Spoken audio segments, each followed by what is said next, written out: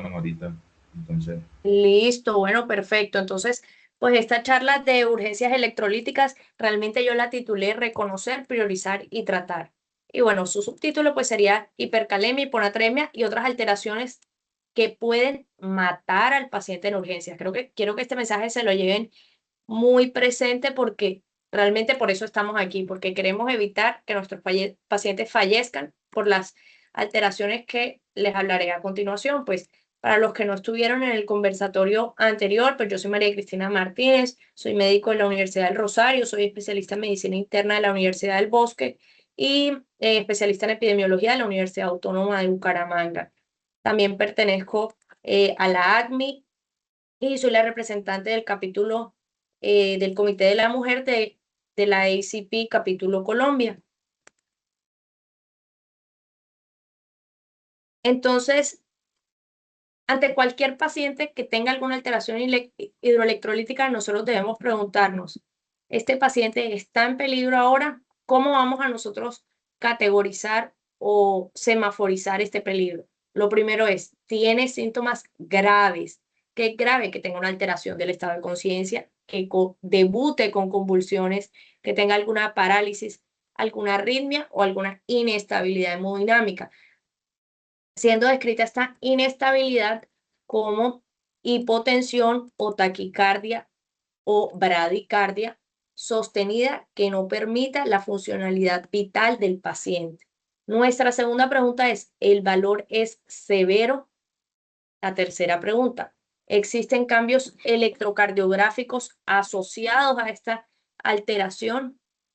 Después de ver esto, debemos saber el resultado es real o es un error de laboratorio o la muestra no corresponde al paciente o de pronto no lo tomé en el tiempo que era.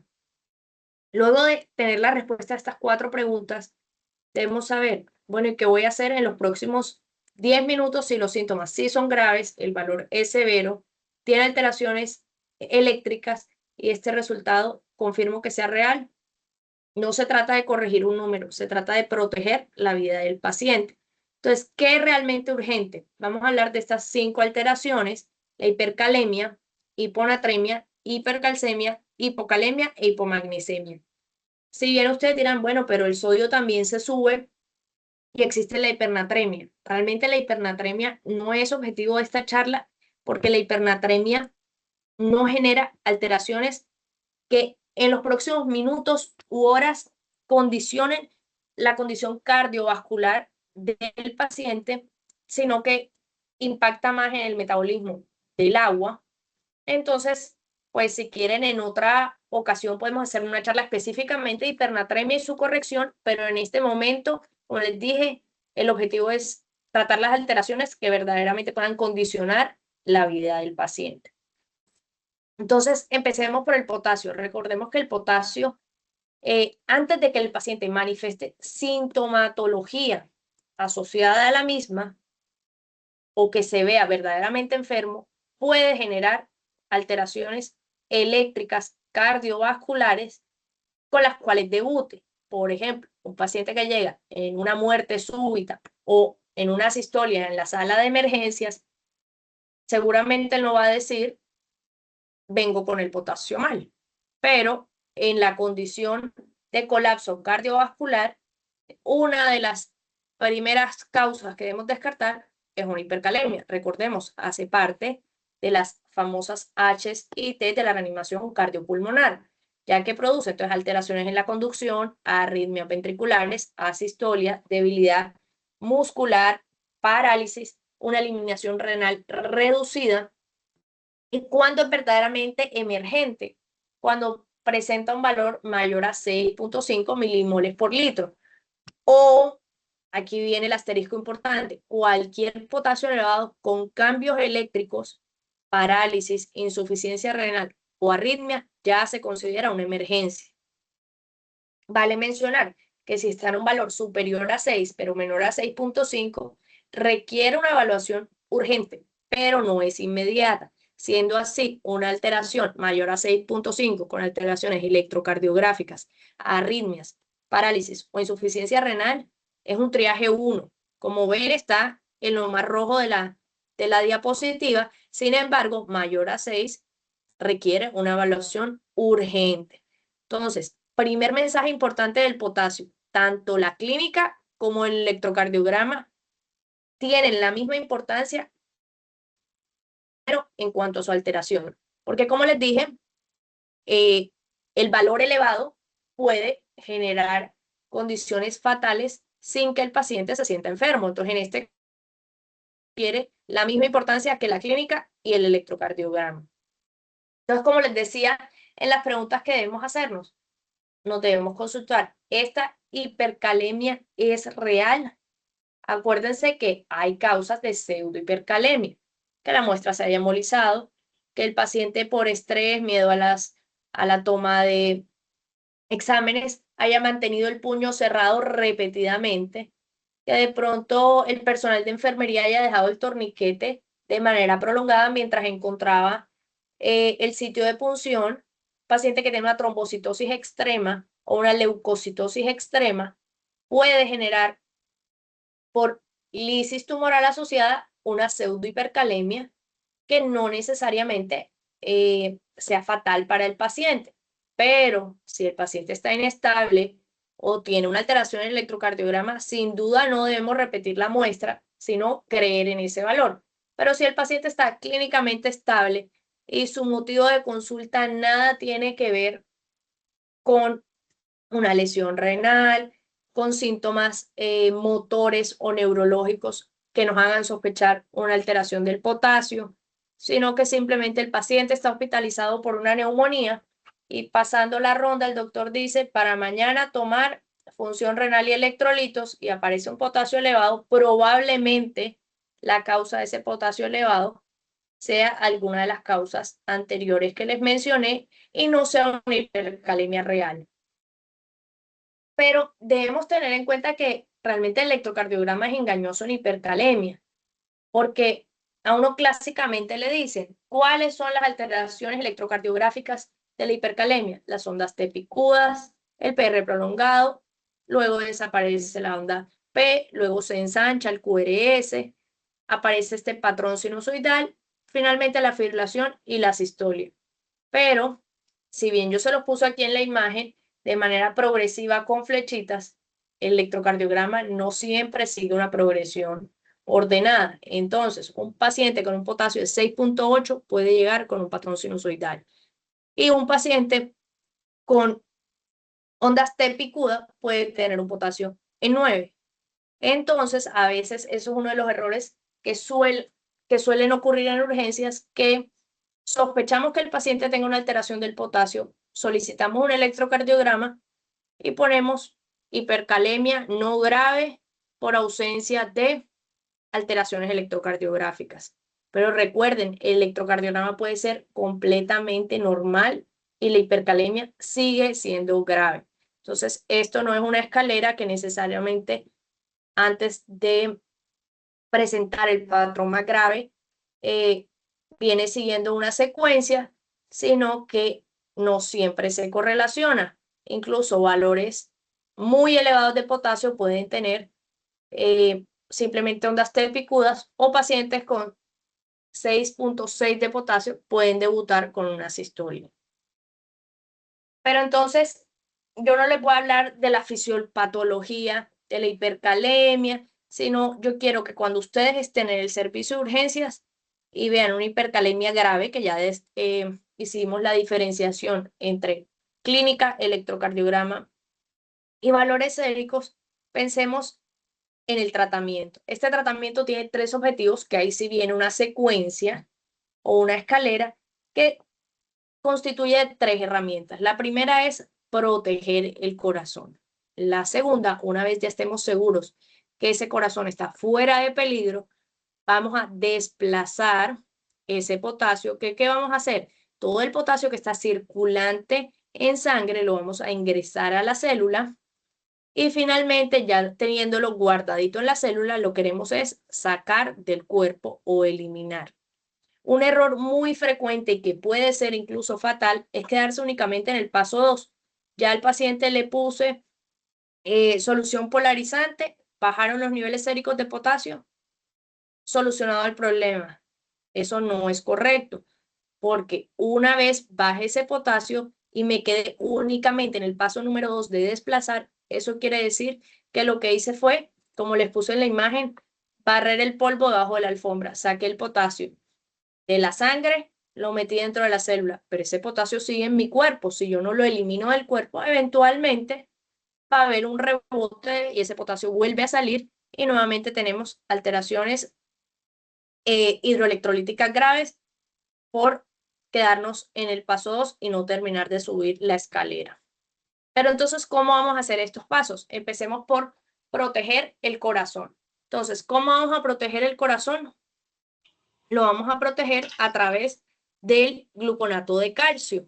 Entonces, el gluconato de calcio pues viene en presentación del 10%, viene una ampollita de 10 mililitros que vamos a administrarla lentamente. Hay un detalle importantísimo con esto y es que ustedes deben saber que realmente el gluconato de calcio no disminuye el potasio. Si recordamos, lo que hace es que estabiliza la membrana actuando en la bomba sodio-potasio ATPasa, ahí digamos que engaña a nuestro cuerpo, disminuyendo así el riesgo de arritmias.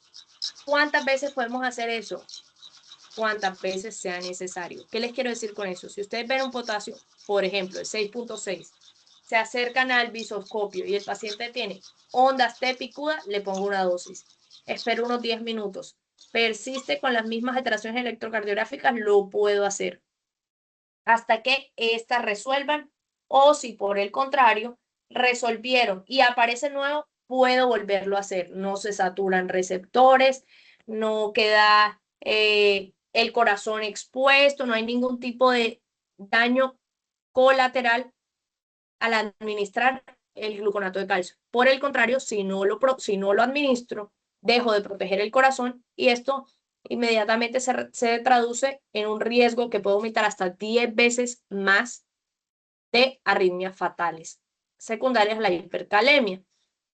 Entonces, como les mencioné, 10 cc al 10%, se puede pasar de 2 a 3 minutos. Hay personas que dicen que se puede repetir incluso cada hora, su acción es inmediatamente rápida en minutos. Esto quiere decir que incluso a los 10 minutos estas alteraciones deben revertir tras la administración del gluconato de calcio. La duración de su efecto, como ven, es larga, puede demorar hasta 1 hora el efecto, pero como les decía, no existe ningún problema si a la media hora, en el lapso de 10 minutos a media hora, no ha habido reversión de estos cambios electrocardiográficos, yo administre otra dosis. Un detalle importante es que no lo deberíamos dar con bicarbonato, porque ¿qué pasa? Se precipita y por el contrario nos favorece la aparición de acidosis metabólica, por lo cual no estaríamos corrigiendo el problema, sino empeorando la situación hipercalémica del paciente. Siguiente punto, queremos desplazar el potasio al interior de la célula, que era lo que yo les decía, como barrer. Entonces les traigo un esquema muy sencillo donde tenemos el espacio extracelular o el torrente sanguíneo, que cuando tenemos un paciente hipercalémico, pues está llenito, llenito de potasio. ¿Qué vamos a hacer?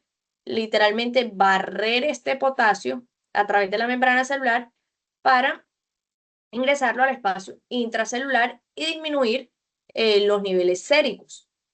Entonces, ¿qué herramientas tenemos para hacer esto? Tenemos la insulina regular con glucosa, que es la famosa solución polarizante. Tenemos el salbutamol nebulizado y tenemos el bicarbonato. Entonces, ya les voy a hablar de cada una de ellas. Entonces, la solución polarizante, ponemos insulina con dextrosa. Primera pregunta que suele hacer mucho la gente.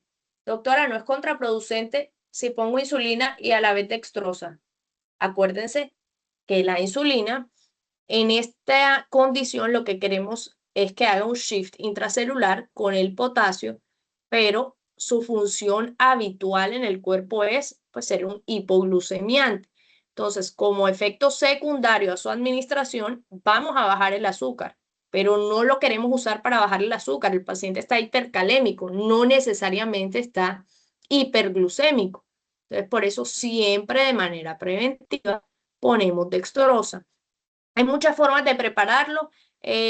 Pues la literatura clásica nos dice 500 cc de dextrosa al 5% con 10 a 20 unidades de insulina regular o cristalina.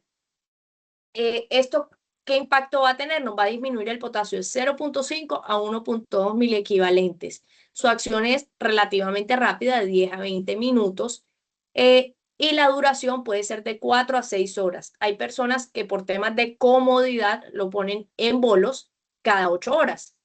¿Listo? Pero quiero que sepan que se puede poner incluso cada 4 horas o cada 6 horas.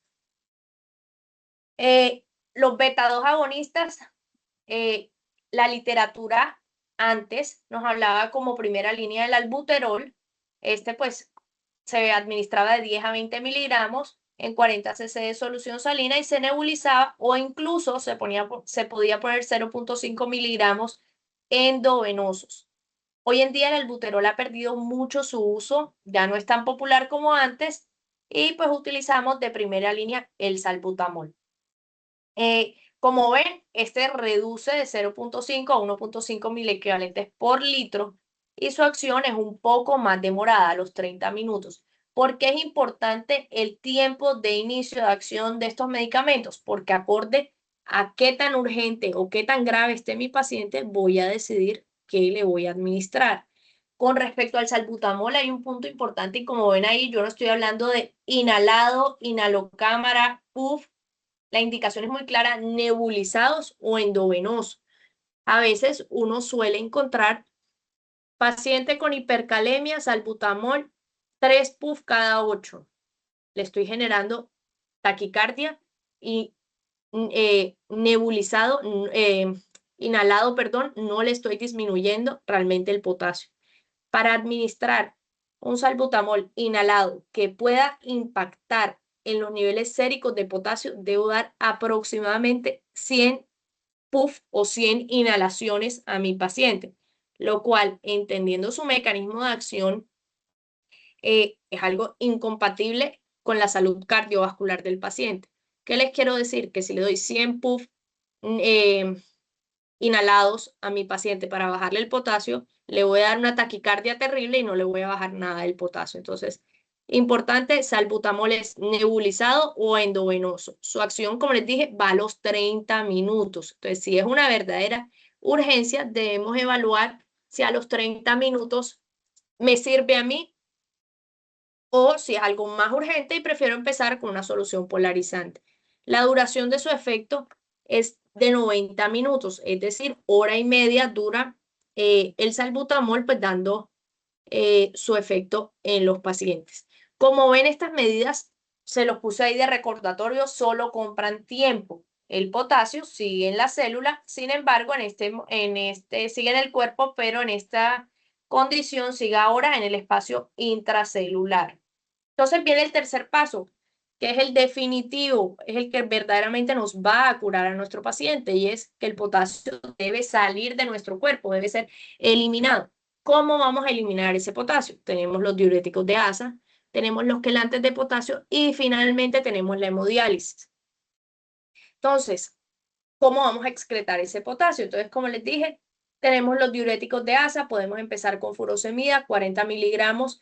En este contexto se prefiere endovenoso cada 12 horas. Si el paciente está eubolémico, podemos darle líquidos para mantener este aporte de sodio y agua en el túbulo contorneado distal. Listo.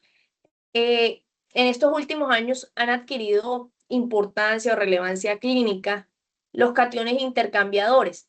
Previamente teníamos el famoso Resincal, que todavía está disponible, pero la gente decía, es que las resinas de intercambio demoran mucho en actuar. En estos últimos 5 años han salido nuevos cationes intercambiadores cuyo mecanismo de acción es mucho más rápido, tales como el circonio, es el famoso Lokelma que uno escucha en los hospitales. Eso viene en un sobrecito, se diluye en un vasito de agua y se toma. Eso es inoloro, incoloro, insaboro. Entonces, incluso con jugo de naranja, con gaseosas, con el café, con cualquier medida se le puede dar al paciente, es por vía oral. Si el paciente por alguna condición crítica o emergente se encuentra sin vía oral, se le puede administrar por sonda naso u orogástrica y se debe dar cada 8 horas. ¿Qué limitante de pronto tiene este método de excreción? Que realmente no está incluido en el PBS, es decir, hay que realizar un MIPRES para conseguir el medicamento, pero no hay que desecharlo como no tengo MIPRES, no es una buena opción. No, sin duda hoy en día es una de las mejores opciones para quelar o para eliminar el potasio de nuestro cuerpo, que como les dije, pues son las medidas definitivamente curativas en esta condición. Pero ya hice todo lo anterior y el potasio sigue subiendo. ¿Qué quiere decir esto? El tratamiento no está funcionando. Entonces, ¿qué debo considerar? Una diálisis urgente. ¿Cuáles son sus condiciones? Las vemos en la pantalla. Tenemos hipercalemia grave, persistente a pesar del tratamiento médico óptimo y completo, una insuficiencia renal severa, si el paciente no orina, está oligoanúrico o anúrico total, por más furosemida que yo le dé para eliminar este potasio como medida definitoria de salvación, pues si el paciente no presenta esta diuresis efectiva, debemos sacar el potasio de otra manera, que en esta condición es la terapia de reemplazo renal. Si tenemos una acidosis metabólica grave y refractaria, si el paciente tiene sobrecarga de volumen o empieza a presentar síntomas de toxicidad urémica, que es lo que decimos la encefalopatía urémica. Yo les digo mucho a los estudiantes internos que pasan conmigo, toxicidad urémica, el paciente está borrachito, está bradilálico, está bradipsíquico, a veces tiene respuestas erráticas, esos son síntomas de toxicidad urémica, en los cuales se nos deben prender las alertas para diálisis urgente. Entonces les traje en esta diapositiva, que de pronto se puede ver un poquito sobrecargada, las medidas en resumen de tratamiento y cuándo vamos a usar cada una de ellas. En cuanto a hipercalemia, creería que esta es la diapositiva más importante que quiero que ustedes se lleven. Entonces, como ven a su izquierda, está semaforizado los 3 tratamientos o los 3 mecanismos de acción de tratamiento que vamos a utilizar. Primero, estabilizar la membrana, como les dije, eso es inmediato y su efecto es en minutos. ¿En quién lo vamos a usar? En pacientes que tengan cambios electrocardiográficos. Tratamiento rápido, su acción puede ser entre 15 minutos a 1 hora. ¿Qué vamos a hacer? A redistribuir o desplazar el potasio de afuera de la célula adentro de la célula. ¿Qué hace? Como dice ahí, bajar el potasio transitoriamente. Solución polarizante, importantísimo siempre que estemos en el contexto de una solución polarizante, así el paciente no sea diabético, tomar glucometrías cada hora. ¿Listo? Y pues estos ayudantes que, como les digo, realmente tienen un menor efecto. Bicarbonato de sodio, no se los mencioné ahorita en detalle, realmente el bicarbonato está reservado únicamente si el paciente tiene una acidosis metabólica significativa. ¿Cuánto se considera significativa? Un bicarbonato menor a 2. Y el tratamiento definitivo, que su efecto se ve ya en horas, es definitivamente la eliminación del potasio. ¿Cómo lo vamos a hacer? Por vía renal, a través de la furosemida, la eliminación gastrointestinal, que son estos quelantes de potasio, y finalmente, si eso no funciona, pues tenemos la eliminación extracorpórea, que en este caso pues sería la hemodiálisis. Las diferentes asociaciones científicas, como la Sociedad Española de Nefrología y pues este artículo que es de la JAMA, nos propone las mismas 3 medidas que tiene aquí, pero guiadas dependiendo de los niveles séricos de potasio. Entonces, si tenemos un potasio con una elevación leve que corresponde a 5.5 a 5.9, realmente la probabilidad que haya una afectación cardíaca es baja, por lo cual la primera medida no es proteger el corazón, sino inmediatamente, ¿qué debemos hacer? Remover el potasio del cuerpo. Miren que ellos ya nos proponen como primera línea los quelantes o intercambiadores gastrointestinales del potasio, como el ciclosilato de sodio y circonio o el poliestireno sulfonato, y las medidas preventivas para evitar esta recurrencia. ¿Cuáles serían estas? sin duda suspender los medicamentos que predisponen a la hipercalemia, corregir, dado el caso exista una acidosis, considerar disminuir a tolerancia del paciente, pues las dosis de medicamentos que pueden predisponer a esta condición y dar las recomendaciones dietarias. Uno pensaría que no, pero en nuestro país es muy frecuente la alimentación basada en potasio, base de plátano, carbohidratos, que en este contexto de pacientes verdaderamente sensibles o con medicamentos hipercalemiantes, sí pueden tener un impacto en sus niveles séricos de potasio. Ahora bien, si hay una elevación moderada que se considera de 6 a 6.4, ¿qué debemos hacer? Inmediatamente tomar un electrocardiograma. Si este electrocardiograma tiene cambios, ya se vuelve severa, porque como les dije al principio, no se trata únicamente del número, se trata del número, síntomas y electrocardiograma. Pero bueno, no tiene alteraciones electrocardiográficas. Entonces no vamos a proteger el corazón porque no lo necesita el paciente. ¿Qué vamos a hacer? Vamos a redistribuir o desplazar ese potasio, como les decía, barrer debajo de la alfombra. Que entonces en este caso, ¿qué debemos hacer? Solución polarizante, midiendo la glucosa. Ellos incluso nos recomiendan 0, 15, 30 y a 1 hora.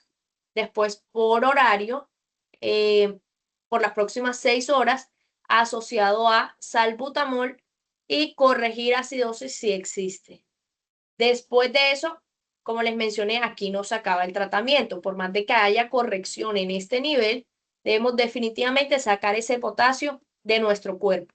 Entonces vienen la eliminación gastrointestinal y las medidas preventivas. Si es una hipercalemia severa, ¿cuál es la prioridad? Proteger el corazón con el gluconato de calcio, repetir el electro, y miren que ellos se quedan repetir, repetir, repetir hasta que los cambios resuelvan. Una vez hayan resuelto, si seguimos con el resto del algoritmo sin problema, intercambiador de potasio o el shift intracelular y remover el potasio de la célula. Miren que el tratamiento, por más de que estemos en el servicio de urgencias, en la UCI o en hospitalización, el tratamiento no termina con la remoción del potasio del cuerpo. Siempre debemos dar las medidas preventivas para evitar la recurrencia y rehospitalizaciones. Ahora, hablemos un poco de la hiponatremia. El sodio no es solo un número. Siempre que estamos ante el sodio, por eso les puse por acá, el cerebro, nos debemos preguntar, ¿el cerebro está sufriendo? ¿Y por qué vamos a hablar del cerebro? Porque es que el efecto del sodio sobre las células a nivel normal, siempre hay un equilibrio osmótico, el agua entra y sale, pues el sodio en manera similar, manteniendo el equilibrio. Cuando estamos en el contexto de la hiponatremia, el agua entra a la célula se hincha y existe el riesgo del edema cerebral. Por el contrario, cuando estamos en el contexto de la hipernatremia, esta agua sale de la célula y las células se encogen. Yo siempre les digo a mis pacientes, cuando están hiponatrémicos, es como cuando uno le pone a un huevo un poquito de sal, ¿qué pasa? Y está el huevo hirviendo, el huevo se hincha. Eso mismo pasa con el cerebro. Por el contrario, cuando están hipernatrémicos están como una uvita pasa. ¿Listo? Entonces, en este contexto de la hiponatremia, realmente quien guía la urgencia son los síntomas. Y en este aspecto, como bien les acabo de mencionar, la prioridad es el cerebro. Entonces, ¿cómo van a hacer la semaforización de estos síntomas? Si tenemos síntomas leves, ¿qué es? Hay náuseas, hay cefalea, hay malestar general. Son realmente síntomas un poco inespecíficos de la condición. Los síntomas moderados, el paciente está un poco confuso, desorientado, vomita. Y los síntomas graves son los que, por los que realmente el paciente o su familia lo lleva a consultar, que es cuando ya el paciente convulsiona, está en coma, no responde o pues tiene signos de herniación cerebral. Quiero que de esta parte se lleven que los síntomas moderados o leves pueden enmascarar cualquier otra condición incluso un cuadro gripal. Y es por eso que en estos síntomas realmente los pacientes no llegan a consultar y podemos enfrentarnos hasta hiponatremias crónicas, que hablaremos un poco más adelante. Mientras que un cuadro grave, créanme que un paciente con un cuadro de hiponatremia grave, esto fue agudo, severo y condiciona la vida del paciente. Pero, ahora bien, con esta enfermedad, pues también está descrita la categorización bioquímica. Entonces, ¿qué es una hiponatremia leve? Que tenemos un sodio entre 130 y 134. Como les dije, el paciente puede estar asintomático o tiene síntomas mínimos que ya describimos. Incluso sus signos vitales están normales y su examen neurológico es absolutamente normal. Una hiponatremia moderada va hasta 129. En este caso, puede que haya síntomas presentes sin compromiso grave, náuseas, vómitos, cefalea, pueden estar un poco lentos, pueden tener una dificultad en la concentración, puede haber taquicardia, puede haber hipertensión, puede haber signos de hipertensión endocraniana leve, imperceptibles, pero ya nos acercamos a la hiponatremia grave, cuyo valor desciende hasta 120 miliequivalentes, y en este caso ya el compromiso neurológico es perceptible para los demás. Hay agitación o irritabilidad, hay somnolencia, hay déficit neurológico focal transitorio, hay irritabilidad, ya empiezan a manifestarse otros síntomas sistémicos como el papiledema, la bradicardia o la hipertensión. Y ya la crítica, pues hay un compromiso vital inminente. Hay signos de herniación, hay convulsiones, hay coma, hay letargo profundo, pueden debutar con un paro cardiorrespiratorio, pueden tener midriasis, Cushing, posturas anormales. Pero ¿qué pasa? La misma natremia con una presentación clínica diferente va a cambiar su urgencia y su manejo. ¿Qué les quiero decir con eso? Un paciente con una hiponatremia leve, 132 miliequivalentes, puede debutar en coma. Entonces, el paciente está en coma, le toma un potasio, le toma un sodio y el sodio está en 132. La conducta habitualmente facilista, es decir, el paciente no está en coma por ese sodio. Pero si el paciente está en coma y tiene ese sodio, ya no es un paciente leve. La urgencia y el manejo cambia totalmente. Entonces, misma anatremia con presentación clínica diferente nos va a cambiar esta semaforización y asimismo el manejo que les hablaré a continuación. Entonces, ¿cómo vamos a diagnosticar la hiponatremia? Si tiene síntomas neurológicos graves, lo voy a tratar de una vez con la solución hipertónica. Pare de contar. Síntomas neurológicos graves. No tiene síntomas neurológicos graves. Voy a confirmar que este valor sea normal. ¿Cómo se confirma? Con la osmolaridad sérica. Que aquí les traigo la fórmula. ¿Esto para qué nos va a servir? Para determinar si verdaderamente la hiponatremia existe o no. Entonces, entendiendo este primer concepto, ¿qué exámenes debemos pedir además del sodio? Glucosa. Muchas veces se nos olvida y no podemos categorizar lo que sigue en adelante. Entonces, si esta molaridad plasmática está baja, va a ser una hiponatremia hipotónica verdadera, donde vamos a proceder a evaluar el estado de volumen del paciente, es decir, si está hipovolémico, euvolémico o hipervolémico. Para este aspecto, entonces, tengo que calcular adicionalmente la osmolaridad urinaria y medir el sodio urinario. Si el paciente está con osmolaridad plasmática normal o alta, realmente no son condiciones que habitualmente tratemos. Si está normal, se considera una pseudohiponatremia que no amerita tratamiento, y si está alta, debemos investigar si realmente el paciente lo que tiene es una hiponatremia dilucional por hiperglucemia o si ha recibido medios de contraste o manitol. Pero la hiponatremia con osmolaridad plasmática elevada no se trata, y asimismo una hiponatremia con osmolaridad plasmática normal no se considera verdadera. Les traigo este otro algoritmo donde vemos entonces qué nos produce acorde al volumen que tenemos. Si ven, este algoritmo nos dice exactamente lo mismo. Si es normal, se puede tratar de hiperproteinemia, hiperlipidemia, condiciones que no requieren ningún tratamiento. Si está alta la osmolaridad, hiperglicemia, manitol, agentes contrastados. Pero si está baja es la hiponatremia hipotónica verdadera, donde adquiere importancia el volumen circulante efectivo. Si el paciente está hipovolémico, que como les mencioné previamente, debemos tener en cuenta el sodio urinario. ¿Qué puede tener nuestro paciente? Deshidratación, diarrea, vómito. ¿O qué puede ocasionar este cuadro en mi paciente? Si el sodio urinario está elevado, está perdiendo sodio por vía renal. Entonces, ¿qué pudo haber ocasionado esto? Los diuréticos, los inhibidores de la ECA. Qué pena. Es un cerebro perdedor de sal. Si está...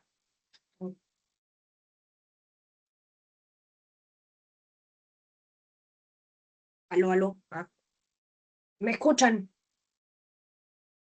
Sí, doctora, perfectamente.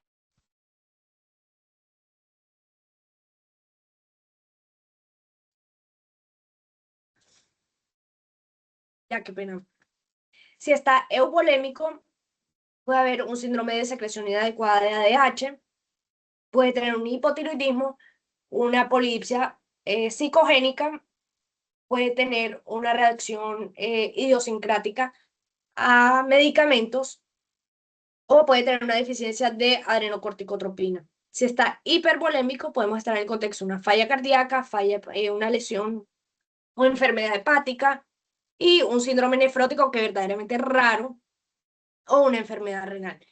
De forma práctica, yo qué les quiero decir, este algoritmo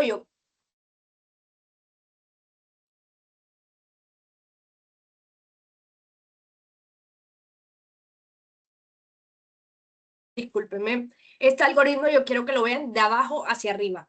¿Qué quiere decir esto? Que si tenemos un paciente con diarrea, vomitando, deshidratado, pues probablemente su estado circulante efectivo sea una hipovolemia, creámosle esa hiponatremia, tratémosle. Si el paciente tiene hipotiroidismo, lo evaluamos clínicamente y tiene una buena volemia, lo que le hace falta no son líquidos para tratar esta hiponatremia, ¿cierto? Y por el contrario, o siguiendo esta misma línea, si el paciente está hipervolémico, lo hemos matizado, lo vemos con dificultad respiratoria, lo vemos con ascitis, sin duda la hiponatremia no la vamos a corregir con líquidos. Entonces, si bien el algoritmo empieza desde medir la osmolaridad sérica hacia abajo, una abordaje práctico es todo el contrario. Evaluamos clínicamente el paciente indagando en estas condiciones, bien sea clínicas, medicamentosas, antecedentes, evaluamos su volemia y dependiendo de eso le vamos a dar el tratamiento, que ya les voy a mencionar. Entonces, hiponatremia sintomática grave. ¿Cuál es? Paciente con convulsiones, coma, deterioro neurológico. ¿Cuál es el protocolo de acción? Solución salina hipertónica al 3%. ¿Cuál es nuestro objetivo con esta solución? Aumentar el sodio solo de 4 a 6 milimoles por litro. Que esto es lo suficiente para disminuir el edema cerebral y salvarle la vida al paciente. No vamos a normalizar el sodio, no vamos a llevarlo a un nivel óptimo, solo vamos a bajar un poquito ese edema y que no tenga una herniación y no fallezca nuestro paciente. Ahora bien, si yo no tengo en el rural, en un centro de primer nivel, solución hipertónica, tengo dos opciones. Primera, prepararla. ¿Cómo la voy a preparar? Voy a coger solución salina isotónica, o sea, al 0.9% y voy a coger 910 mililitros. Y lo voy a sumar con una ampolla de cloruro de sodio. Esta ampolla viene por 90 mililitros. Hago esta mezcla y con eso sumo 1 litro y formo una solución salina hipertónica que está lista para administrar. Esta solución nos aporta 513 miliequivalentes de sodio por cada litro. Definitivamente no tengo esa solución. ¿Qué puedo utilizar? Puedo utilizar bicarbonato de sodio hipertónico. ¿Que eso cuánto sodio nos aporta? 1 miliequivalente por mililitro. ¿Cuál es la dosis que utilizo cuando hago cuando utilizo este bicarbonato? 2 ampollas que al final terminan siendo equivalentes a 200 mililitros de cloruro de sodio al 3%. Entonces, una solución salina hipertónica normal viene por 1 litro. Cuando la preparo, puedo hacer la preparación por 1 litro, pero si no la tengo, con 2 ampollitas es como si tuviera 200 mililitros de la hipertónica habitual. Son tips que debemos tener presentes porque no en todos los centros la tenemos lista, sino que tenemos que dar la prescripción para su preparación, y si definitivamente no la tengo, con el bicarbonato de sodio puedo tener una estrategia que transitoriamente le salva la vida a nuestro paciente. Pero ¿cuál es el riesgo o por qué nos preocupa tanto la velocidad y el tiempo de corrección de este sodio? Porque corregir demasiado rápido el sodio destruye el cerebro. Entonces no hay que normalizarlo demasiado rápido. Me aparece la famosa metáfora cerebral osmótica, donde está el síndrome de desmielinización osmótica. ¿Qué pasa? Ante un edema cerebral, el cerebro se está adaptando a esta hipotonía o a este exceso de solutos, como ven en la imagen. Con una corrección rápida o masiva, este cerebro empieza a perder agua y solutos, y como que se vuelve rápidamente, como esa agua pasa, y ahí, en esa rapidez de acción, sus células se mueren. ¿Quiénes tienen mayor riesgo de esta sobrecorrección? Pacientes con alcoholismo crónico, pacientes con malnutrición severa, pacientes con hipocalemia, o sea, que tengan hiponatremia e hipocalemia, pacientes con hepatopatía y con hiponatremia muy, muy severa, que a mí me preocupe tanto que se me fue la mano, tienen riesgo de este síndrome. ¿Qué debemos hacer cuando lo tenemos? Administrar desmopresina. ¿Por qué ocurre esto? Entonces ya les expliqué, esta resolución del estímulo del ADH hace que haya una diuresis acuosa intensa, es decir, los riñones expulsan agua libre de manera masiva, elevan brusca e incontrolablemente el sodio sérico. Entonces, como les digo, la desmopresina le hace un stop a esto. Eso no quiere decir que todo paciente que yo le corrija el sodio le tengo que dar desmopresina, para nada.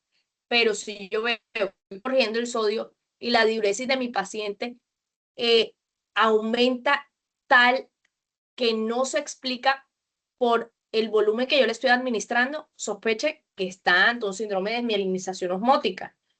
Entonces, uno debe anticipar la diuresis masiva. ¿Qué quiere decir eso? Todo paciente que le esté corrigiendo el sodio, le voy a medir un balance urinario. Ahora, punto crítico, que era lo que discutíamos esta tarde en el grupo de WhatsApp. ¿Cuándo es una hiponatremia aguda y cuándo es crónica? Porque yo acá les acabo de hablar del escenario grave. Evidentemente, todo escenario grave es agudo. Pero en los otros pacientes, ¿cómo voy a saber yo esto? ¿Qué es aguda? Pues que se dan menos de 48 horas, que no hay una adaptación osmótica cerebral, que entra rápidamente agua a la neurona y existe alto riesgo de edema cerebral. Entonces, en este caso, ¿qué hago? Pues puede requerir una corrección inicial más rápida, pero me queda la duda si realmente esto es agudo o crónico. ¿Qué herramientas tengo yo para saber eso? Uno, un paciente con una estancia hospitalaria previa. Fernando tiene la mano levantada, no sé si va a consultar algo de lo disponible o es que...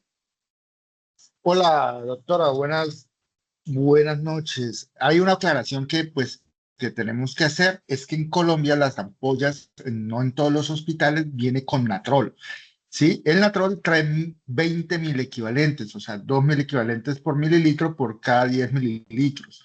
Entonces, al hacer esta conversión, cambia la preparación de Sí. la solución al 3%. Entonces, cuando tengamos esto, son 410 mililitros de solución salina más 9 ampollas de natrol para 9. que les quede una solución, exacto, para que les quede una solución al 3, y no como en la gráfica anterior que viene para 1 litro. Entonces eso es como una aclaración muy pequeñita para que la preparación porque en la mayoría de hospitales en Colombia la codificación INVIMA está para el natrol. Gracias. Muchas gracias, doctor. Y tiene toda la razón. Tiene toda la razón. Esta preparación previa que les mostré es teórica. En nuestro medio se utiliza tal como usted menciona. Entonces, bueno, hablando de la hiponatremia crónica, como les decía, es esta que pues, tiene una presentación mayor a 48 horas o de tiempo desconocido. Entonces, ¿qué pasa? En este escenario, el cerebro pues tiene la posibilidad de adaptarse con mayor facilidad, hay menor edema agudo y mayor riesgo de sobrecorrección. ¿Eso qué quiere decir? Que como uno se tranquiliza corrigiéndola, existe también riesgo de síndrome de desmielinización osmótica, que incluso es más frecuente en estas hiponatremias crónicas que en el cuadro agudo. Dependiendo de esta presentación, vamos a definir cómo vamos a corregirlo. Entonces, los pacientes que no tienen factor de riesgo para desmielinización osmótica, podemos hacer un incremento máximo de la anatremia de 10 milimoles por litro en las primeras 24 horas y un incremento máximo de 18 milimoles litros en las primeras 48 horas. ¿Qué quiere decir esto? Que podemos poner 8 al principio, 8 el primer día, 10 el segundo día, o al contrario, o incluso la combinación que ustedes prefieran, pero en 48 horas no más de 18 milimoles. ¿Qué se recomienda? Que debemos de tener esta corrección cuando lleguemos a 130 miliequivalentes litros y evaluar al paciente. Los pacientes que tienen más riesgo o factores de riesgo verdaderos para desmielinización osmótica, que los mencionamos previamente, hipocalemia, hipóxicos con hepatopatía, con malnutrición, con alcoholismo, los quemados, las mujeres posmenopáusicas que utilicen tiazidas. ¿Qué se recomienda? Que en las primeras 24 sean 8, pero finalmente, al término de las 48 horas, ambos pacientes con o sin factores de riesgo deben llevar máximo 18 milimoles litros. No quiere decir que como cinturón de fuerza todos los pacientes deban completar 18 milimoles. No, señor. Máximo 18 en las primeras 48 horas. ¿Listo? Y eso pues corresponde a la regla de oro, que hablamos de máximo 10 en 24 horas y pues 8 adicionales en las siguientes 24 horas, que para el total de las 48 nos da los 18 milimoles litros. Ahora ustedes me van a preguntar, pero doctora, a nosotros en todas las clases de fisiología nos hablan de la fórmula de Adrogué-Madigas, que nos habla del delta de sodio, donde medimos el agua corporal total, el sodio infundido en el paciente, el sodio al que yo quiero llevar a mi paciente, y empiezo a calcular. Honestamente, si bien teóricamente esta es la fórmula clásica con la cual debemos corregir la hiponatremia, en la práctica diaria no es de uso tan común. Es importante para tener una referencia teórica de qué tanto voy a elevar el sodio a mi paciente. Sin embargo, no es una regla de oro que para la corrección de una hiponatremia crónica y estable deba ser utilizada. ¿Por qué les digo esto? Porque a veces también sucede que con la experiencia clínica, muchos colegas hacemos un cálculo al ojo, acorde al peso del paciente, a cuánto lo quiero llevar, voy a dejar la infusión en 50 cc hora por los próximos días y voy midiendo el sodio. Y ustedes hacen el cálculo y en su calculadora, siguiendo la fórmula, les da que hay que pasarle 100 cc hora. La doctora, ¿por qué le dejó solo 50 si a mí para llevarlo a mi sodio deseado me da 160? Porque como les digo, nos ayuda para guiar a qué nivel de sodio quiero llevar yo a mi paciente. Pero en la práctica clínica, esta fórmula ha dejado de tener utilidad basado en otras condiciones del paciente, tales como comorbilidades principalmente. Nos pasa con frecuencia, si ustedes ven, los criterios de la fórmula no incluyen en ningún momento, más allá del peso, las comorbilidades que puedan impactar en la sobrecarga del volumen del paciente. Por ejemplo, una hepatopatía, una falla cardíaca, un síndrome cardiorrenal, una insuficiencia renal. Y es por esto que ha perdido un poco su uso en la práctica clínica, pero sí quiero que la tengan en cuenta porque puede ser de guía a ver la velocidad o la cantidad de infusión que requiere mi paciente. Pero como les digo, esta fórmula debe ser individualizada. Finalmente, en cuanto a la hiponatremia, les traigo este algoritmo práctico basado en la American Journal of Emergency Medicine y la Clinical Practice Guideline de la hiponatremia, pues fue tomada del doctor Luis Henao Navarro. Él nos dice, pues él fue el que adaptó este modelo que les estoy compartiendo aquí. Él nos dice, tenemos una hiponatremia que nos va a determinar la urgencia del manejo, los síntomas neurológicos. Entonces, es una hiponatremia sintomática, automáticamente nos vamos a una solución hipertónica en bolo, comprobamos luego de 20 minutos el nivel de natremia, podemos repetir nuevamente el bolo si persisten los síntomas y si el aumento de este sodio fue menor a 5 milimoles. Este paso se puede repetir hasta 2 veces si es necesario hasta que los síntomas neurológicos cedan. Si la hiponatremia no es sintomática, pero por ejemplo, hubo un descenso agudo y documentado en los niveles de natremia mayor a 10 milimoles, entonces, si sucedió esta condición, vamos a tratarlo como si fuera el cuadro agudo. Un ejemplo de esto es un paciente hospitalizado que a su ingreso tenía un sodio, no sé si levantaron la mano o no, que a su ingreso tenía un sodio de 135 y a las 48 horas tiene 125. Y el paciente hoy está un poco más lento, la familia dice que no quiere comer, porque acuérdense que la hiponatremia que leve no necesariamente nos da unos síntomas severos, pero este tuvo un descenso agudo y documentado de más de 10 milimoles. Vamos a darle un bolo de solución hipertónica y corroboramos el nivel de sodio. Este se puede repetir hasta 2 veces si es necesario. Pero el paciente no ha tenido nada de esto. Vamos a evaluar la volemia. ¿Tiene signos de hipovolemia? Sí, vamos a darle hidratación endovenosa con cristaloides isotónicos y le dejamos controles seriados del sodio. No está hipovolémico. Recuerden que hablamos hace un rato, los pacientes, por ejemplo, hipervolémicos con cardiopatías, falla renal, hepatopatías. Miren que el tratamiento de esta hipovolemia no es administración de volumen. Terminando con este electrolito, hablemos un poco de la hipercalcemia grave. Este comúnmente lo llamamos el imitador sistémico.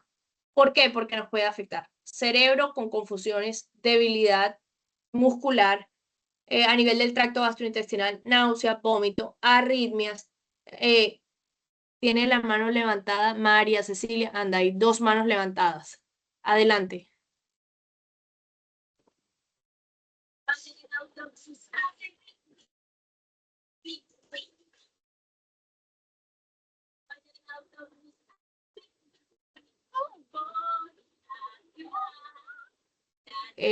No sé quién tiene su micrófono abierto, pero no le escucho.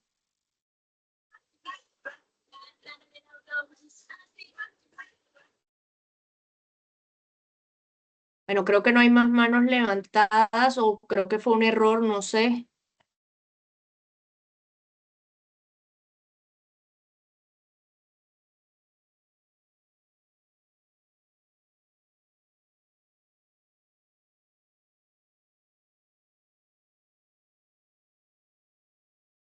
Actualmente tiene las manos levantadas la cuenta con el nombre Ragabli. No sé si de pronto es un doctor que quiere hacer una pregunta o un comentario o podemos seguir con la doctora María Cristina.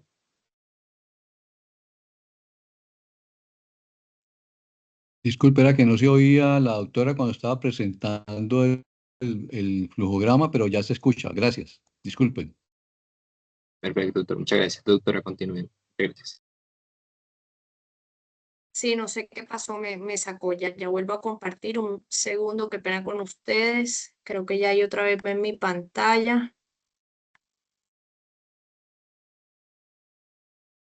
Sí, doctora, perfecto. Listo, qué pena con ustedes. Entonces, la hipercalcemia, como les decía, es el imitador sistémico, puede afectar múltiples órganos.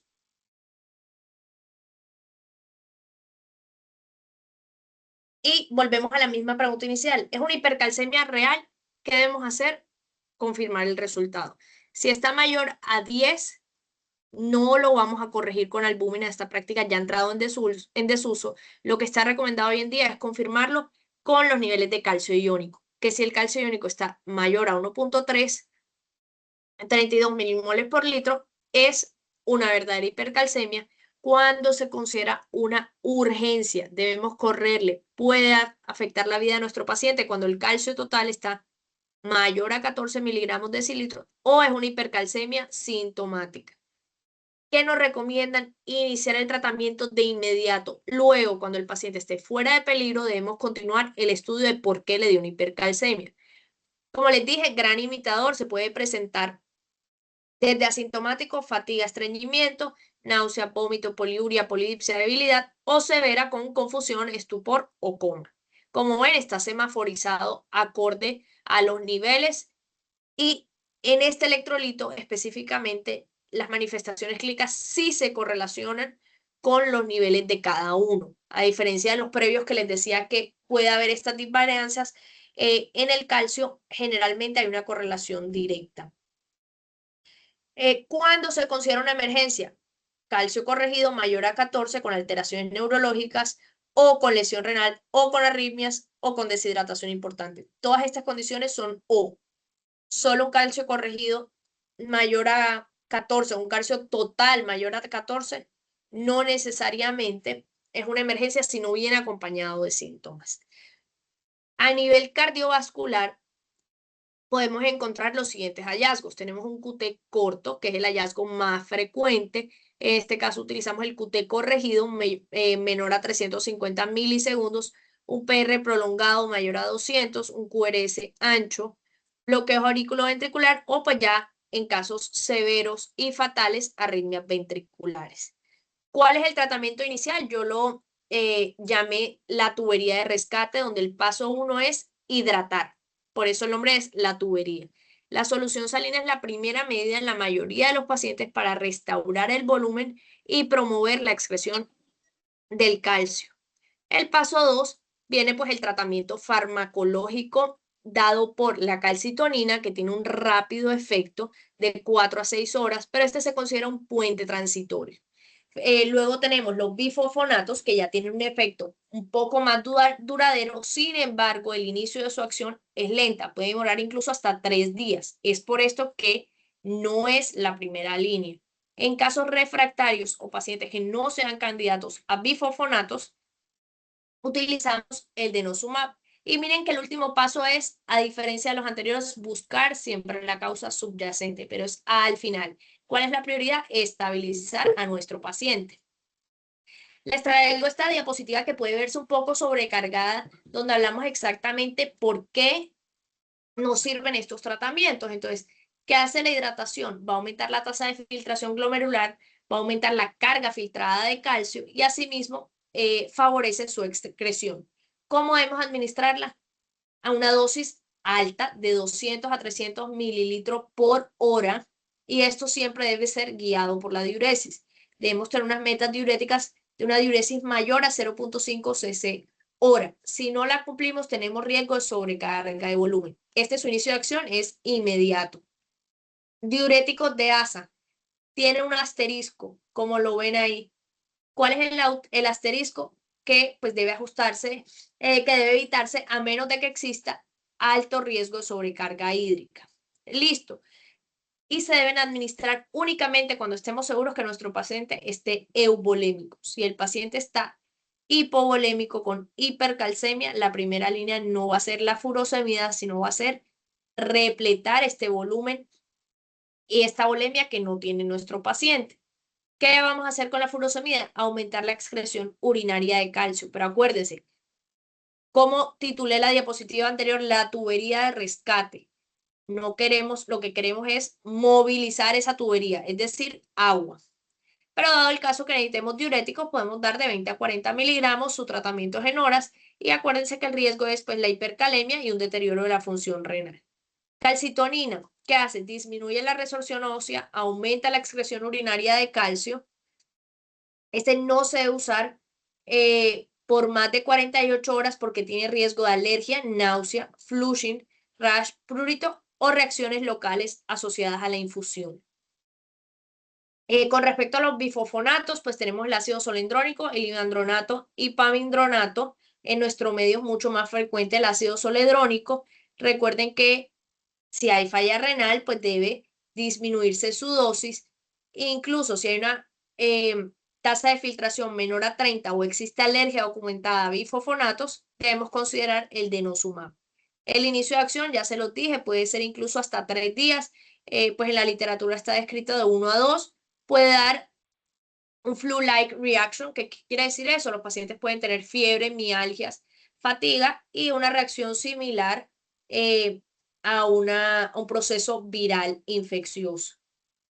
Les dejo acá como casos especiales los glucocorticoides, porque realmente los glucocorticoides como tratamiento primario los utilizamos cuando la hipercalcemia es mediada por una absorción intestinal excesiva de calcio. ¿Eso qué quiere decir? En casos que sepamos que hay intoxicación por vitamina D, que hay enfermedades granulomatosas no infecciosas como sarcoidosis, Wegener, enfermedad de Crohn, en algunos linfomas, pero sí debo mencionarles que en alguna literatura se describe con una terapia adyuvante cuando hay casos de hipercalcemia refractaria grave, independientemente de la causa, porque recuerden, en la hipercalcemia la causa es lo último que se estudia.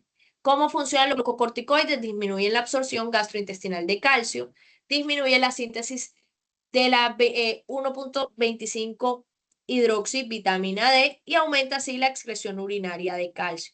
Su acción, como ven, es lenta, de 2 a 5 días, y los riesgos o los efectos adversos asociados a los glucocorticoides son los mismos de cualquier patología: la hiperglucemia, la hipertensión, la miopatía, la inmunosupresión y riesgo de infecciones, la pérdida ósea y, en contexto de uso crónico, el riesgo de necrosis avascular. Por eso se reserva o lo dejamos en el apartado de casos especiales. Entonces les traigo este algoritmo a su mano izquierda de cómo vamos a manejar la hipercalcemia. Si es moderada, generalmente, si es leve, perdón, generalmente es asintomática, no requiere tratamiento médico. Debemos evitar el uso de tiazidas, litio, de una dieta alta en calcio, de depletar el volumen del paciente y de evitar esta inactividad. Si es moderada, dependemos netamente de los síntomas. Si es asintomática, la podemos tratar como si fuese leve.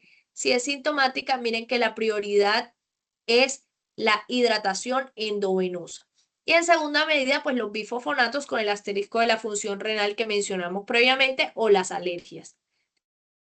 Si es severa, es decir, un calcio mayor a 14, ya nos sale todo el arsenal al tiempo. ¿Esto qué quiere decir? Hidratación endovenosa, la calcitonina con sus asteriscos del tiempo de uso y riesgo de alergias, la furosemida con todos los asteriscos que les mencioné previamente de evaluar la volemia efectiva antes de aplicarlos, los bifosfonatos.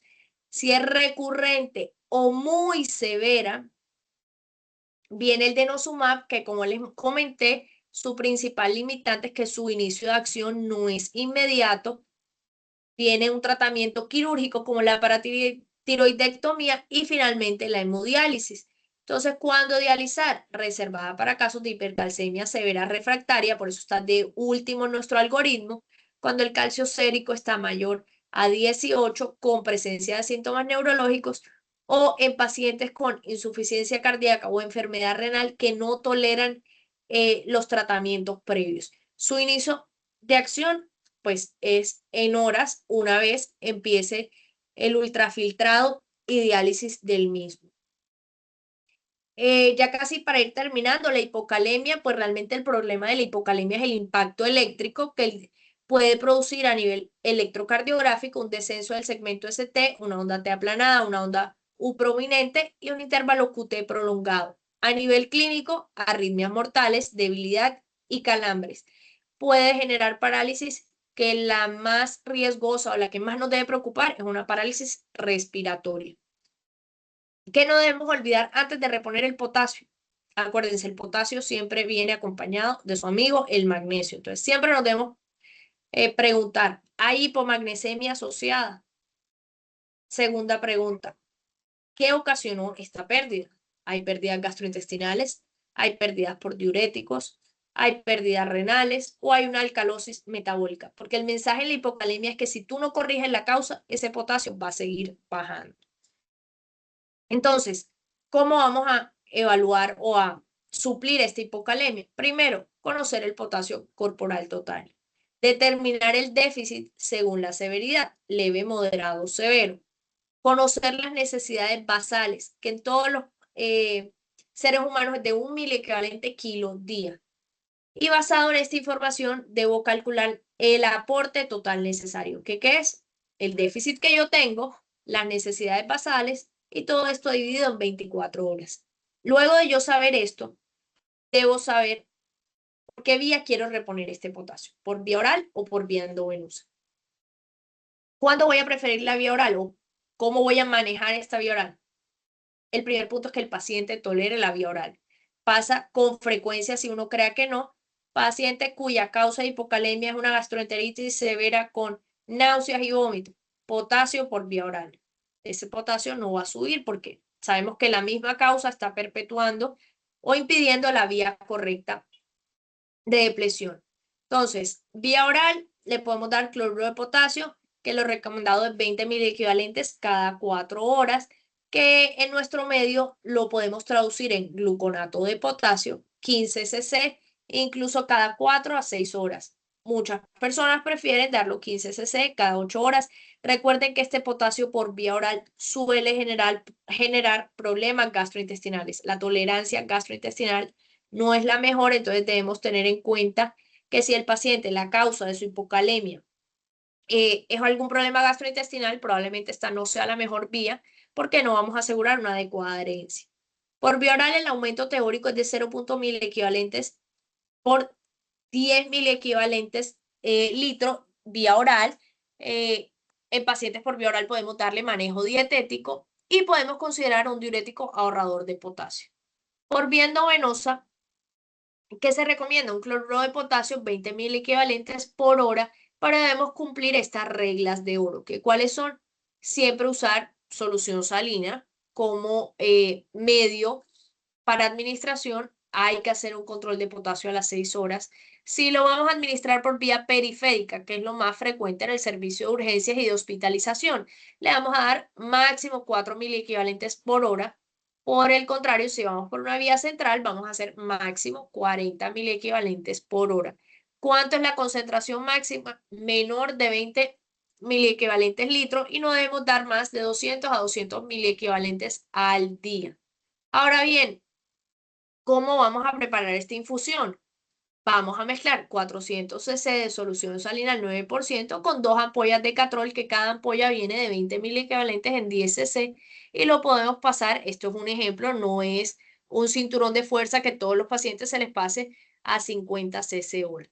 Muchas personas que hacen 250 cc de solución salina con 2 ampollas y se lo administran en bolos. Está bien, es válido en aras de evitar una sobrecarga a nuestro paciente. Lo más importante es que usted sepa que en la infusión que usted prepare, cuántos miliequivalentes por litro vamos a subir en aras de cumplir estas reglas de oro. Listo, en cuanto a la hipomagnesemia, yo describo el magnesio como el eslabón perdido, porque realmente, como les dije al principio, hipocalemia que no corrige, uno siempre tiene que pensar en la hipomagnesemia, porque el magnesio, como está en la imagen, es como la llave del celular o la llave que permite que fijemos, que abramos la puerta para fijar este potasio. Sin el magnesio, si no tenemos unos buenos niveles de magnesio, esta reposición de potasio se nos va al piso. ¿Qué pasa con el magnesio? Hay riesgo de arritmias como torcedit de puntas, alteraciones musculares como debilidad severa y también puede producir alteraciones neurológicas como convulsiones. Entonces, ¿cuándo debo reponer el magnesio activamente? Cuando haya síntomas neurológicos o neuromusculares evidentes, cuando haya arritmias o QT prolongado, cuando haya convulsiones, un magnesio severamente bajo o una hipocalemia refractaria. En el paciente crítico, siempre vamos a preferir la reposición endovenosa con sulfato de magnesio, cuya dosis es 2 gramos endovenosos cada 8 horas. ¿Existe la opción de reposición oral? Sí existe, sin embargo, en el ámbito intrahospitalario solemos preferir la vía endovenosa porque si ven, las condiciones para reponerlo sí o sí llevan a que el paciente esté en una condición crítica. Entonces, la vía oral no va a ser la vía de absorción más fácil. Ya para terminar, quiero que se lleven este mensaje. El paciente con una alteración electrolítica grave no necesita una única orden médica, necesita, como ven en la imagen, un sistema de cuidado, donde estemos haciendo una monitorización continua, evaluando el electrocardiograma de 12 derivaciones, controles de laboratorio seriados. Eso se nos suele olvidar mucho. Empezamos la reposición y no volvemos a evaluar los electrolitos en un par de días. Entonces, fallamos en eso. Debemos hacer un tratamiento farmacológico inmediato, buscar su causa y miren que los dos puntos que siguen es reevaluar clínicamente al paciente, estar encima y estar pendiente si está respondiendo al tratamiento, si se nos está yendo al otro lado con una sobrecorrección y pensar qué nos llevó a dicha alteración. Porque la pregunta no es qué tan anormal está el electrolito, sino qué puede pasarle a mi paciente si no actúo ahora corrigiendo dicho electrolito. Muchísimas gracias por su atención. Ay, ¿dónde lo veo? No sé si tengan preguntas.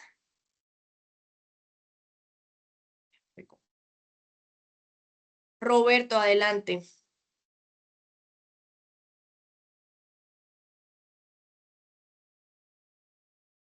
Creo que tenía por ahí la mano levantada. Vi a alguien llamado Roberto.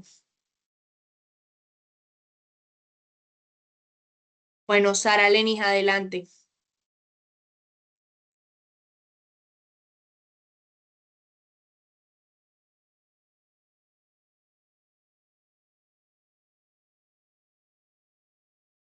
No, creo que se arrepintieron de preguntar o no hay preguntas, no sé.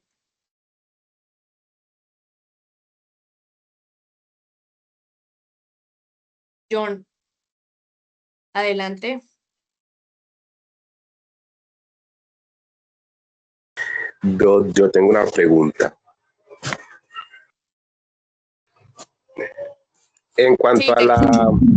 en cuanto a la preparación, pues de la mezcla, pues así general, que dices que preparar la ampolla en 480 y luego pasarla a 50 cc hora.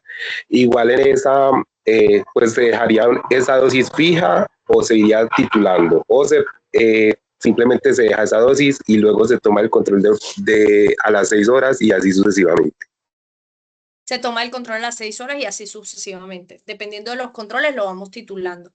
Pero se hace esa primera preparación, se administra y luego sí control y miramos si continuamos en esa o le vamos bajando.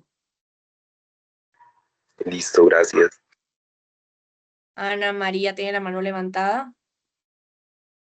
No, buenas noches. Primero, doctora, felicitarla. Es un tema bastante amplio y en medicina interna los temas no son fáciles de exponer. Muchas gracias por su presentación.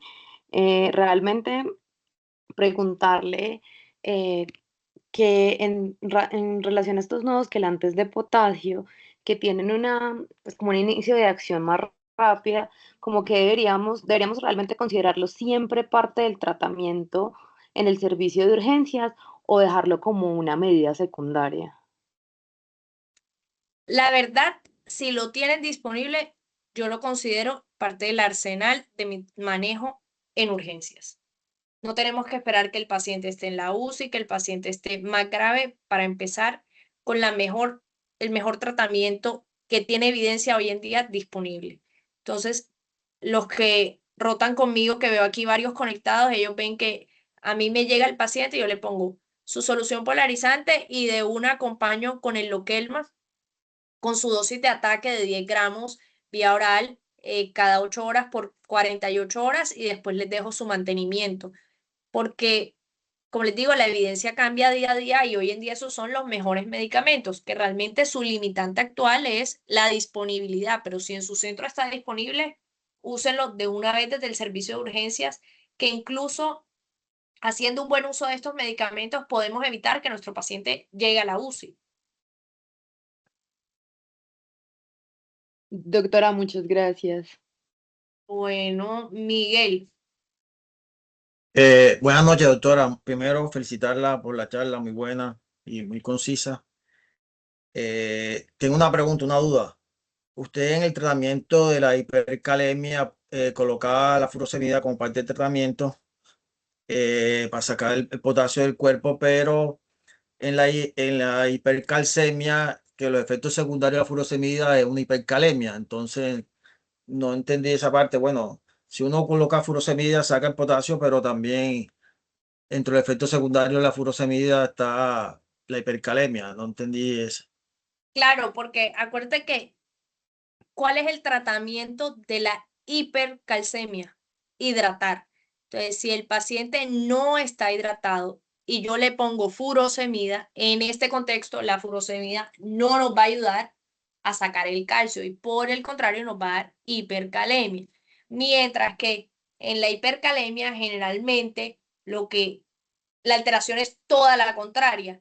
El problema viene encaminado en que el potasio no está bien regulado a nivel intracelular, o bueno, extracelular, lo pasamos dentro de la célula y ya lo quiero sacar de mi cuerpo. Entonces, con la furosemida, entendiendo su mecanismo de acción a nivel de LASA, déjenle, puedo eliminarlo, pero si la bulimia no está bien controlada, en lugar de ser benéfico, termina siendo deleterio.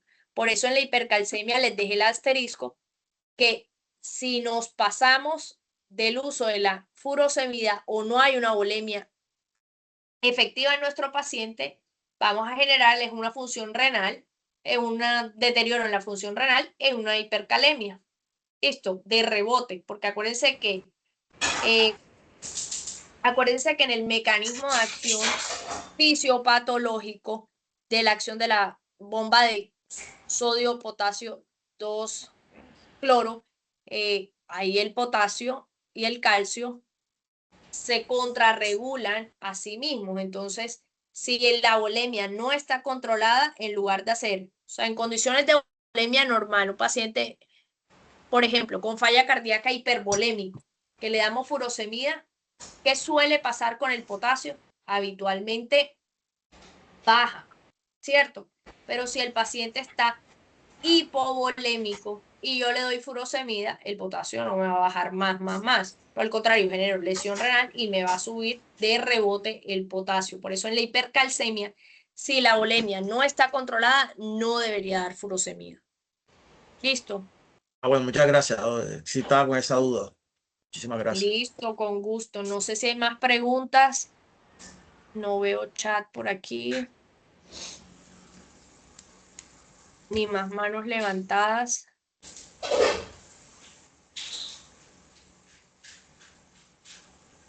Bueno, Miguel, no, Rosalba Morales.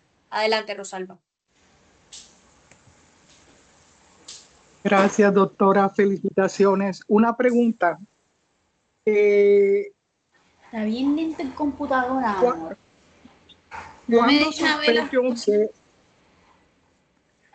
¿Cuándo sospecho que es una secreción inadecuada de hormona antidiurética y qué manejo le doy de acuerdo a la disponibilidad de medicamentos que hay en Colombia? Gracias. Listo, doctora. Entonces, en urgencias, el SIAD, pues, o el síndrome de secreción inadecuada de hormona antidiurética, debe sospecharse cuando tenemos una hiponatremia hipotónica euvolémica, cuando hemos descartado las causas más frecuentes. Es decir, debemos pensar en SIAD cuando el paciente tiene una hiponatremia con una osmolaridad plasmática baja, está euvolémico, o sea, sin edema, sin congestión, sin deshidratación, con una osmolaridad urinaria elevada. Es decir, la orina está, como decimos, inadecuadamente concentrada, con un sodio urinario, con una ingesta normal de sal que se encuentra entre 30 y 40, con una función renal conservada, una función suprarrenal y tiroidea normal. Ahí, si tenemos todas esas condiciones, que lo que les acabo de decir es más o menos haber descartado las causas más frecuentes y el paciente persiste hiponatrémico, ahí debemos pensar en un SIAD. ¿Cuáles son las causas más frecuentes de este SIAD? Neoplasias, especialmente el carcinoma microcítico de pulmón, patologías del sistema nervioso central, meningitis, encefalitis, trauma, hemorragia, medicamentos, los inhibidores de la recaptación de serotonina, la carbamazepina, ciclofosfamida, quimioterapias como la vincristina, los antipsicóticos, a veces los opioides. Y pues realmente, ¿cuál era la otra pregunta de este tema? Bueno, ¿qué deberíamos hacer? Vale mencionar que en el SIAD la solución salina habitual no se debe usar. Esta puede empeorar la hiponatremia porque el riñón pues elimina el sodio y retiene el agua. Entonces, en este caso sola, pues únicamente podría ser útil si la orina está relativamente diluida, es decir, con una osmolaridad urinaria baja, que no es lo que suele ocurrir en un SIAD típico.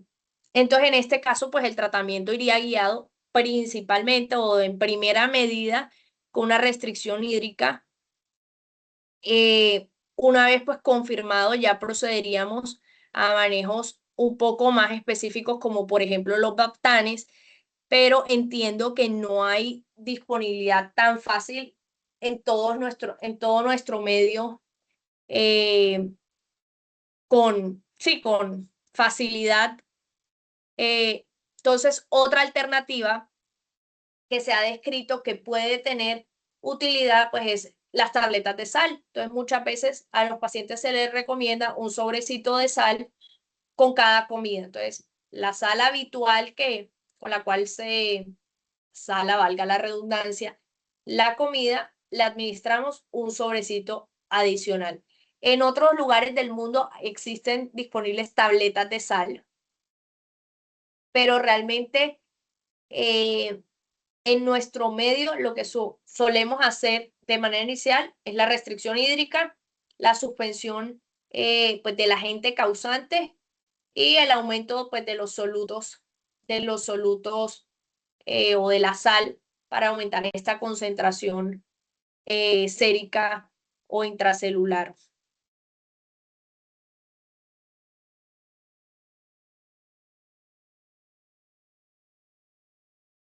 Listo, creo que ya no hay más preguntas. En primer lugar, agradecerle a la doctora María Cristina por esa charla tan completa y tan buena que nos ha brindado.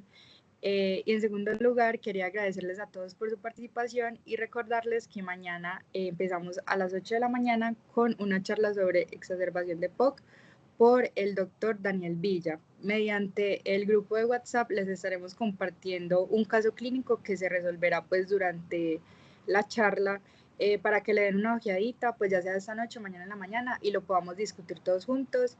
Y nada, nos vemos mañana. Muchísimas gracias.